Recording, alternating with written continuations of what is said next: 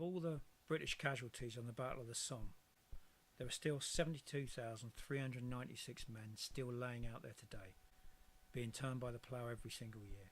Shrouds of the Somme is an idea to remember them and commemorate them by creating a figure, an effigy for every single one of them, done to a name over the course of 4 years, cutting, hand sewing a shroud for a small figure.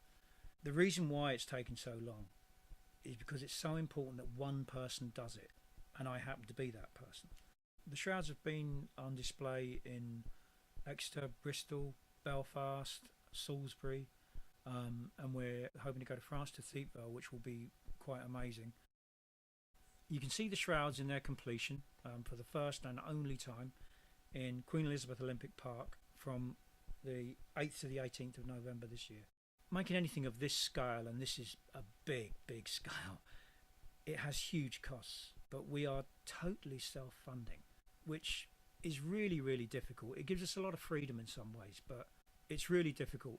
We are going to do this. This is going to happen, whether we get funded or not. So the figures will be laid out. It's just the consequences we have to pay afterwards. Now, the badges are something that was really important to me from the very beginning, because this whole process is all about representing a number, showing that a number is a person.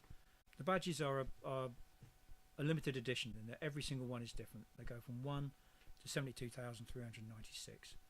This crowdfunding is really about meeting the costs of this project, which are vast, and I had no idea when I started this.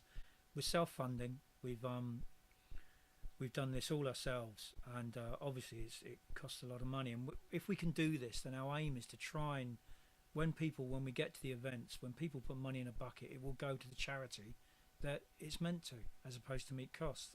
Maybe a naive view, but I think it would be. I think that's what we want to try and achieve. The events that we've done so far have raised, I think it's £53,000 for the charities. If we get to donate, the monies will go to our two charities, which are SAFA and the War Graves Foundation.